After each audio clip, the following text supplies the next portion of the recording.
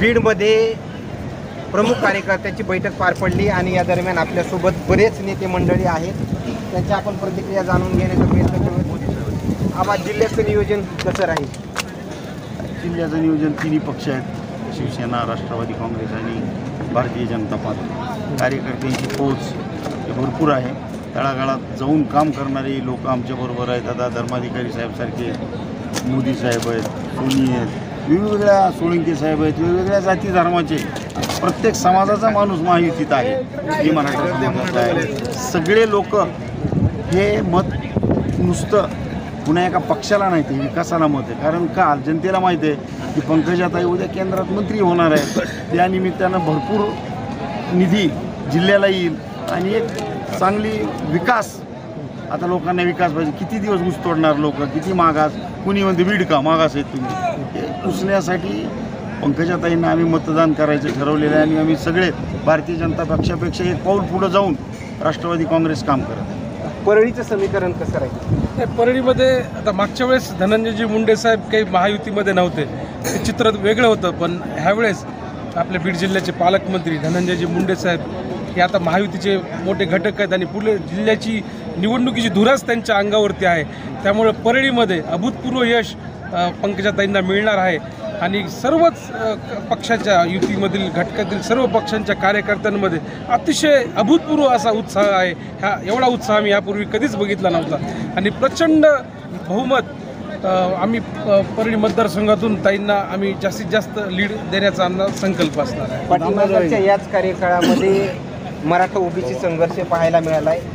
याच्यामध्ये मताधिकांमध्ये विभाजन वगैरे असं काही होऊ शकतं? आदरणीय धनंजयजी मुंडे साहेब आणि आदरणीय पंकजाताई मुंडे साहेब यांनी आता या व्यासपीठावरची मराठा आरक्षणाची भूमिका विशद केलेली आहे, समजून सांगितलेली आहे आणि त्या दृष्टीनं मला असं वाटत नाही की या आरक्षणाच्या मुद्द्यावर मताची विभागणी होईल असं काही मला वाटत नाही.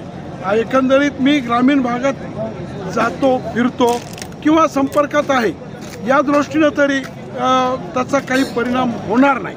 धन्यवाद. एकंदरीत पाहिलं गेलं तर यानंतर अंबेजोगाईचे समीकरण कसं राहील? अंबेजोगाई शहर हे मेट्रोपॉलिटन शहर आहे. हे कुण्या एका जाती धर्माचं शहर नाही. 18 पगड जातीचे लोक अंबेजोगाई शहरामध्ये गुन्ह्या गोविंदानं राहतात. निवडणुकीपुरतं राजकारण आणि बाकी विकासाच्या दृष्टीनं कोण काम करणार आहे हे बघणारे लोक अंबेजोगाई शहरातले आहेत. या ठिकाणी भारतीय जनता पक्ष असेल, राष्ट्रवादी काँग्रेस असेल, शिवसेना असेल किंवा रिपब्लिकन पार्टी असेल, शिवसंग्राम असेल, अशा 8-9 पक्षाची या ठिकाणी महाविकास आघाडी आहे आणि ह्या महाविकास आघाडीमध्ये सर्व जाती धर्मातले लोक आहेत आणि हे सर्व लोक विकासाची जाण ठेवणार आहेत. या ठिकाणी या जिल्ह्याचे पालकमंत्री आदरणीय धनंजयजी मुंडे साहेब यांच्या नेतृत्वाखाली राष्ट्रवादी काँग्रेस पक्ष हा कुठेही कमी पडणार नाही. अंबेजोगाई शहरातून आम्ही जास्तीत जास्त मतदान त्यांना मिळवून देण्याचा प्रयत्न करू. आज पंकजा मुंडेच्या माध्यमातून एक असं नेतृत्व जिल्ह्याला मिळत आहे की ज्या माध्यमातून गोपीनाथराव मुंडे साहेबांची पार्श्वभूमी आहे, त्यांचे वारस म्हणून त्यांना बघितलं जातं आणि पुढच्या काळामध्ये ते मंत्री होऊ शकतात आणि मंत्रीच आपल्या जिल्ह्याचा विकास करू शकतो. या पद्धतीनं लोक विकासाला मत देणार आहेत. एकंदरीत पाहिलं गेलं तर आपण असं जे आहे ते समीकरण बनवलंय आणि याच दरम्यान माऊली तात्या गर्दे पण आहेत. एकंदरीत पाहिलं गेलं तर धनगर आरक्षणाचा देखील मुद्दा जो आहे तो चर्चेचा विषय बनला होता.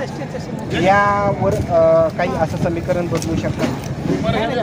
असं काही होणार नाही, कारण आरक्षण आणि इलेक्शन याचा आज तुलना करणं योग्य नाही आहे. हे जे उमेदवार आहेत, ज्ञानदृष्टी असलेलं नेतृत्व आणि खेड्यापाड्यातील प्रत्येक व्यक्तीपासून पोहोचलेलं हे नेतृत्व असल्यामुळं मला वाटतंय ज्यांना असं नाव समजून सांगायची गरज नाही. लहान लेकरांना सुद्धा ताई माहिती.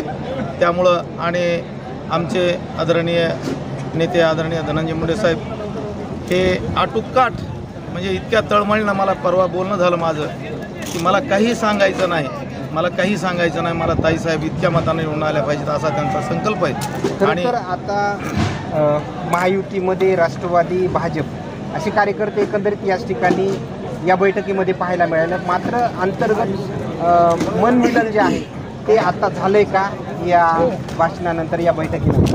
मनमिलन आहेच, कारण इतकं काही तीव्रता आपल्या एकमेकाच्या कार्यक्रमामध्ये दुईता निर्माण झालेली नाही कधीच.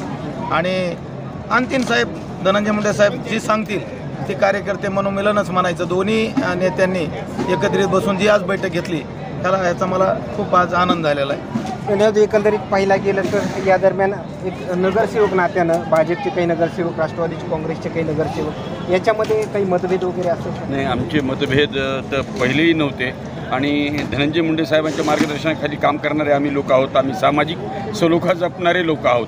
त्याच्यामुळं आम्ही पंकजाताईला जीवापाड मेहनत करून आम्ही निवडून आणणार आहेत. आमच्या धन्यवाद. एकंदरीत पाहिला गेलं तर बीडमधील ही बैठक जी आहे ते पार पडली. राज्याचे कृषी मंत्री धनंजय मुंडे, बीडमधील विविध पक्षाचे नेते मंडळी, आमदार या ठिकाणी उपस्थित होते आणि यानंतर ही बैठक पार पडल्याच्या नंतर या कार्यकर्त्यांच्या आलेल्या प्रतिक्रिया. मात्र या दरम्यान आता सर्वसामान्य नागरिकांच्या नेमकं काय प्रतिक्रिया असतील हे देखील पाहणं तेवढंच महत्त्वाचं ठरणार आहे आणि याच दरम्यानचे असेच नवनवीन अपडेट सूर्यदेव चॅनलच्या माध्यमातून देण्याचं काम करेल. कॅमेरामॅन उमाकांत फडसोबत सचिन मुंडे, सूर्यदेव मीडिया, बीड. आपल्या भागातील महत्त्वपूर्ण बातम्या पाहण्यासाठी आजच आमच्या सूर्यदेव न्यूज चॅनलला सबस्क्राईब करा आणि बेल आयकॉन प्रेस करा. आणि तुम्ही जर आमच्या बातम्या फेसबुकवर पाहत असाल तर आजच आमच्या फेसबुक पेजला लाईक, शेअर आणि फॉलो करा.